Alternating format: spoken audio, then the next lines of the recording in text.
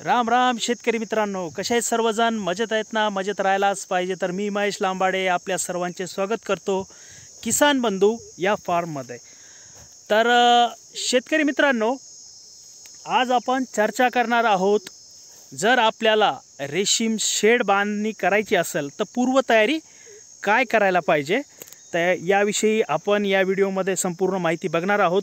जेणेकरून जे कोणी शेतकरी रेशीम शेडच्या बांधणीला तयारी करत असतील तर त्यांना पूर्वतयारी काय करावी लागते, जेणेकरून त्यांना रेशीम शेड करताना जे आहेत अडचणी येणार नाहीत. तर शेतकरी मित्रांनो, तर सर्वप्रथम आपल्याला जे आहे शेडचे जे साईज आहे त्यानुसार जे बांधकामासाठी लागणारं मटेरियल ते आणायचं आहे. तर माझ्या शेडची साईज आहे 30 बाय 60, रुंदी आहे 30 फूट आणि लांबी आहे 60 फूट. तर त्यानुसार मी इथं बघा एक 2.5 ब्रास वॉशेबल आणलेला आहे, कारण रेती जी आहे खूप कॉस्टली जात आहे, त्यामुळे बांधकामासाठी आपण वॉशेबल वापरत आहेत. आणि इथे बघा मेटल आपण आणलेलं आहे, आणि एक इथे 6000 वीट आपण आणलेली आहे. जर तुम्ही फक्त 3 फुटाची भिंत घेणार असताल, पूर्व पश्चिम जर पूर्ण कैची लेवलपर्यंत भिंत घेणार नसताल, तर तुम्हाला एक 5000 पर्यंत वीट लागते. तर आपण कैची लेवलपर्यंत भिंत घेणार असल्यामुळं विटा जास्त घेतलेल्या आहेत.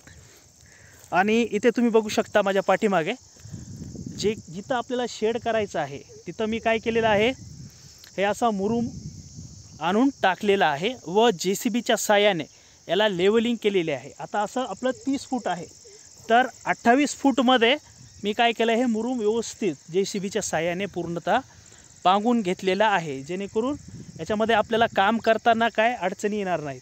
आता तिकडं समजा असं बघितलं आपलं हे 30 फूट आहे, तर आता जे आपलं फॅब्रिकेशनचे वर्क करणार आहे ते काय करतील, इथे जे आपल्याला पॉईंट देतील, बरोबर आहे, म्हणजे कैची जिथं आपण पिलर उभे करणार आहोत ते पॉईंट देतील, आणि तिथं आपल्याला काय करावं लागतं, एक 2 फुटाचा खड्डा करावा लागतो. म्हणजे ह्या साईडनं 5 खड्डे करावे लागतील. म्हणजे बघा डाव्या साईडला 5 खड्डे आणि इकडे उजव्या साईडला 5 खड्डे, जेणेकरून काय होईल, असे पिलर उभे राहतील.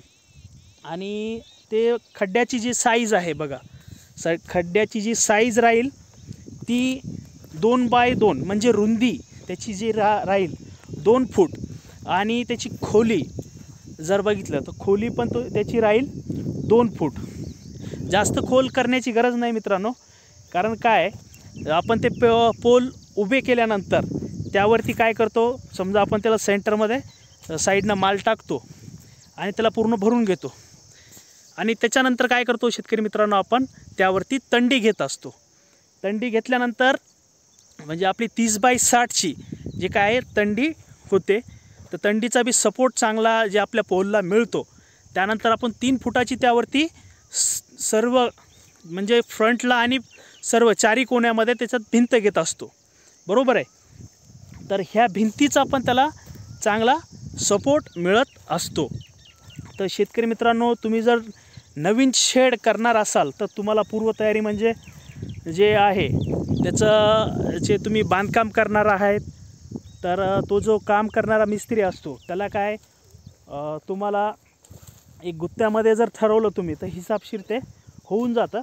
आता प्रत्येक ठिकाणी रेट हे वेगळे राहतात, तर त्यामुळे तुमच्या एरियामध्ये जे काही रेट आहेत त्यानुसार तुम्ही रेट ठरवा. आणि सुरुवातीला तुम्ही अशा प्रकारे जे आहे नियोजन करा, जेणेकरून तुमची धावपळ होणार नाही. कारण आता बघा आहे मे महिना, आणि जूनमध्ये तुम्हाला माहीत आहे शेतामध्ये गाड्या वगैरे माल आणणं शक्य नाही. त्यामुळं आपण आधीच या मे महिन्यामध्ये पूर्ण माल आणून घेतलेला आहे व व्यवस्थित असं पांगून पण घेतलेलं आहे, जेणेकरून आपल्याला बघा जूनमध्ये पुन्हा काम पण करणं शक्य नाही, कारण लेबर मिळणं खूप अवघड झालेलं आहे. त्यामुळं आपण असं व्यवस्थित नियोजन केलेलं आहे बघा. आणि आपल्या शेडच्या कामाला लवकरच सुरुवात होणार आहे, त्याविषयी एक टप्प्याटप्प्यानं मी माहिती पण देणार आहे. बघा शेतकरी मित्रांनो, माझा जो मोटिव्ह असतो की जो नवीन शेतकरी आहेत त्यांच्यापर्यंत प्रॉपर माहिती जाणं. कारण बघा नुकसान करणारे 10 जण असतात आणि प्रॉपर तुम्हाला जे काय आहे प्रॉपर माहिती देणं, तुमचा व्यवस्थित फायदा करून देणार असे लोक कमी असतात. त्यामुळं मी जास्तीत जास्त व्हिडिओ बनवतो. कारण बघा, हे नॉलेज कलेक्ट करायला 10 माणसाला जर विचारलं तर त्याच्यातले एक जण प्रॉपर माहिती देतं आणि ती माहिती जास्तीत जास्त लोकांपर्यंत, जास्तीत जास्त शेतकरी बांधवांपर्यंत पोहोचावी हा माझा उद्देश असतो. तर आय होप ही माहिती तुम्हाला आवडली असेल. तुम्ही जर रेशीम शेड बांधण्यास सुरुवात करत असाल तर असं नियोजन करा. आणि त्यानंतर सगळ्यात महत्त्वाचं, जे तुम्हाला शेडसाठी लोखंड लागणार आहे त्याची एक व्यवस्थित जे फॅब्रिकेशनचं वर्क करणार आहेत त्यांच्याकडून एक लिस्ट घ्या आणि तसं ते लोखंड पण तुम्ही आणून स्टॉक करून ठेवा. म्हणजे काय, ते आल्यानंतर फटाफट ते कामाला लागतील व आपली धावपळ होणार नाही. आय होप तुम्हाला ही माहिती आवडली असेल. तुम्हाला जर माहिती आवडली, तुम्ही जर चॅनलवर नवीन असाल तर आमच्या चॅनलला सबस्क्राईब करा. कारण कंटेंट तयार करण्यासाठी आम्ही खूप मेहनत घेत आहोत, तसं तुम्ही पण सपोर्ट करा. भेटूया शेतकरी मित्रांनो लवकरच नवीन व्हिडिओमध्ये नवीन माहितीसोबत.